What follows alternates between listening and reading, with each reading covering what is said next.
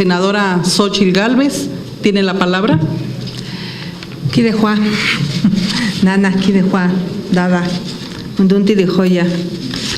Muy buenas tardes, señoras, muy buenas tardes, señores. Es un gusto estar aquí. Y pues la verdad de las cosas es que la vida nos da oportunidad de segundas vueltas. En el año 2001, con mucha frustración, muchos compañeros que estamos aquí, vimos cómo la iniciativa que se había enviado al Congreso de la Unión para que se aprobara el texto íntegro de los acuerdos San Andrea Larrainzar, pues recibió una rasurada. Y bueno, en ese momento otros senadores de la República pues llegaron a comentar de qué nos quejábamos si nos habían dado una reforma hasta copeteada. Así fue la frase. Y en ese entonces el reconocimiento de la autonomía y la libre determinación de los pueblos indígenas como que se reconoció, pero después como que se quitó porque se remitió a los gobiernos estatales, siendo que tenía que ser un tema en el ámbito federal. Otro tema importante, pues obviamente fueron compararnos con las universidades como sujetos de interés público, y no porque nos disguste ser una universidad, pero los pueblos indígenas pues tienen que ser sujetos de derecho para poder tener una identidad jurídica en temas agrarios. No saben cómo sufren los compañeros para pelear sus tierras ante los tribunales, o para bajar proyectos productivos se tienen que a fuerzas convertir en una asociación civil, porque las dependencias de gobierno no lo reconocen como sujetos de derecho para poder ejercer recursos públicos. Otro tema pendiente fue el de tierras y territorios. Reconocemos abiertamente la propiedad privada.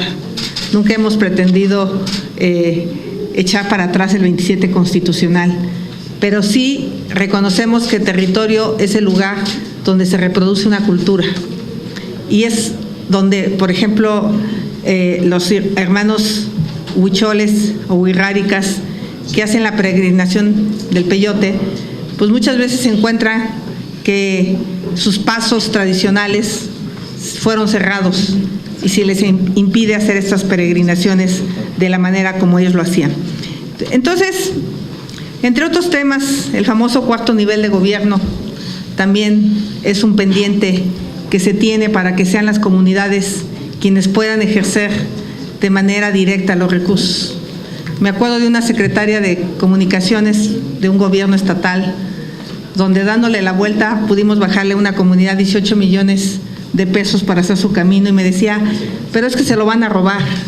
Dije, mira, pues que se lo roben los indios, siempre se lo han robado los políticos, pues, por lo menos, ¿no?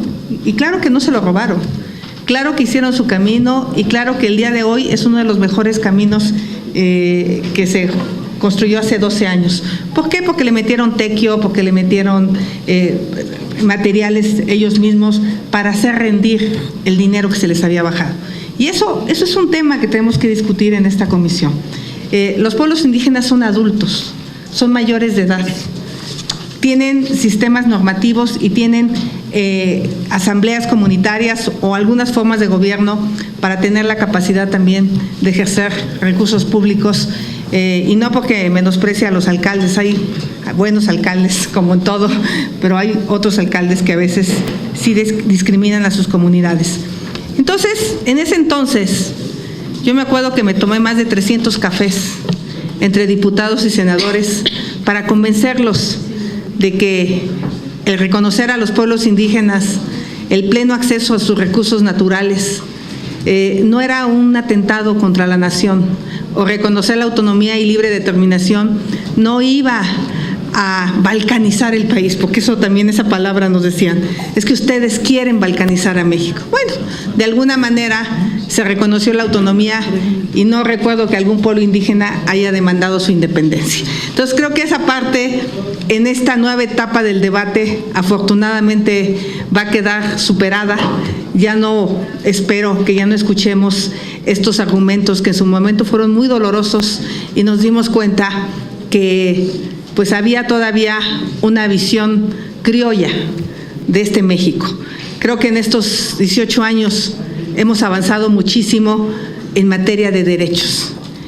Y creo que aquí mis compañeros senadores, y gracias, señora presidenta, por darme la oportunidad de platicar. Y aquí vemos gente que nos conocemos hace muchos años. Adelfo Regino, me tocó a su lado pelear en Ginebra para sacar adelante la Declaración Universal sobre los Derechos de los Pueblos Indígenas. Y México jugó un papel clave. Y tengo que decir que para mí fue vergonzoso cuando en 2006 México hizo una salvaguarda a la declaración, justamente diciendo que estaba por encima la unión nacional. Nuevamente, ese miedo que se ha tenido de que reconocer la autonomía implique un tema de separación.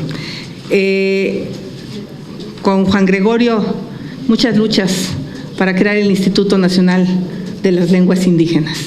Fueron muchos años para poder sacar una ley que reconociera nuestras lenguas indígenas como lenguas nacionales, porque teníamos la Real Academia de la Lengua Española, pero no teníamos una institución que estudiara las lenguas indígenas. Entonces, realmente creo que están las condiciones dadas. Yo pienso que en general hay una visión de avanzada en materia de reconocimiento de derechos económicos, políticos, sociales, culturales, ambientales de los pueblos indígenas. Entonces, dado esto, yo quisiera pedirle a la senadora Mónica que le diera el mensaje al presidente, porque nosotros necesitamos consultar esta ley del nuevo Instituto de los Pueblos Indígenas, porque así nos los mandata el convenio 169 que México ha firmado ante la OIT. Y pues obviamente para consultarla, sabemos que el Senado hizo que todos aportamos para hacer una bolsa de ahorro, y bien valdría la pena que ese dinero sirviera también para irnos a la mayor cantidad de regiones del país y poder escuchar la palabra de los compañeros indígenas sobre esta nueva institución. Entonces, nos sentaremos con la presidenta, pero hay prisa porque queremos que a la brevedad el presidente electo pues pueda iniciar su gobierno con la institución, o sea, que no seamos el Senado un tope, un obstáculo para que pueda la nueva administración iniciar con el nuevo Instituto Nacional de Pueblos Indígenas. Y aunque a mí me tocó crear la CDI, no crean que me siento triste, me siento alegre, porque siempre me quedó claro que la CDI era mientras volvíamos a debatir el tema de los derechos. Me quedaba claro que pues la Constitución nos había alcanzado para eso. En ese entonces todavía no salía la Declaración Universal de los Derechos de los Pueblos Indígenas. Pero hoy, tomando en cuenta esta declaración, en el instituto podemos poner ya a los pueblos indígenas como sujetos de derecho para temas de políticas públicas. Para temas del instituto no hay ningún problema legal para que hoy los pueblos indígenas puedan ser sujetos de derecho para la administración pública. Entonces, vamos a dar ese paso en este nuevo instituto y yo sí creo que vamos a contar aquí con el talento pues, de muchos senadores. Algunos no necesariamente tienen que ser indígenas para conocer la problemática, pero sí creo que la suma de nosotros puede dar una legislatura histórica.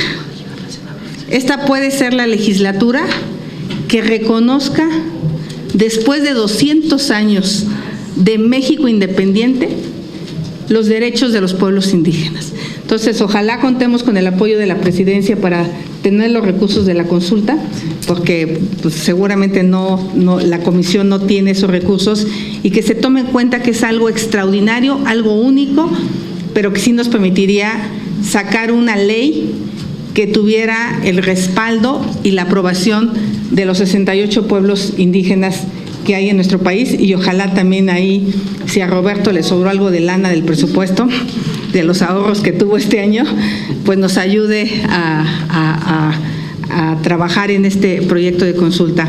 Felicidades, compañeros senadores, es un honor caminar con ustedes, de verdad es un honor poder trabajar juntos en un tema tan importante. Muchas gracias.